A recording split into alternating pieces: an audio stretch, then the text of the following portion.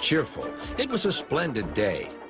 Good morning, he whistled to some cows, but the cows didn't reply. Never mind, said Thomas. They're busy with their breakfast. Next, he saw Bertie.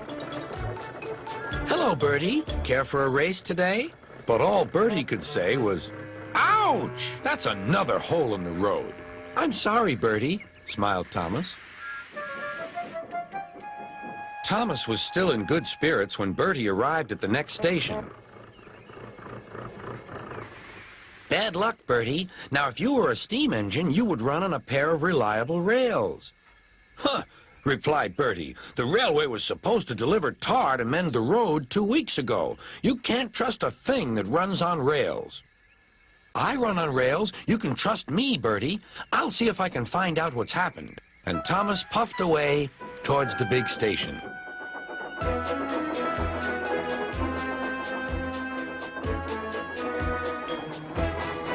James was snorting about in the yard. It's too bad, he grumbled. Percy goes to work at the harbor and I do his job. Here, there, and everywhere. Take that! Oh, groaned the freight cars. Just you wait. We'll show you. Gordon laughed. I'll tell you what, James. If you pretended to be ill everywhere, you couldn't shunt freight cars here or go to the quarry there, could you? What a good idea, agreed James. Look, here comes Thomas. I'll start pretending now. Thomas was sorry to see the engines looking miserable. Cheer up, he puffed. It's a beautiful day. Yes, grumbled Gordon, but not for James. What's the matter? Asked Thomas. He's sick, replied Gordon. Yes, he is. I mean, I am, stuttered James. I don't feel well at all. Don't worry, said Thomas kindly. I'll help out if you're ill. Gordon and James snickered quietly to each other. Some of James's cars were coupled behind Thomas and he steamed away to the quarry. The cars were still cross. We couldn't pay James back for bumping us, so we'll play tricks on Thomas instead. One engine is as good as another.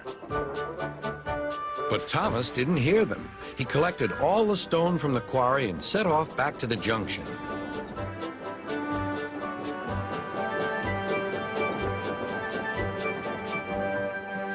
Danger lay ahead. Now for our plan, giggled the cars. Go faster, go faster. They pushed Thomas over the switches. Slow down, called Thomas's driver and applied the brakes.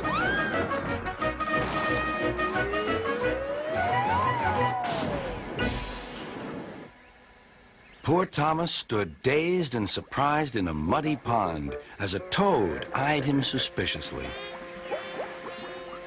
Bust my buffers, muttered Thomas. The day started so well, too. Duck pulled away the cars, and Edward helped Thomas back to the junction. Suddenly, Thomas remembered the missing tar. He told Edward all about it. That's strange, said Edward. A car full of tar has been left at my station. That must be it. Driver will make sure it gets to Bertie now.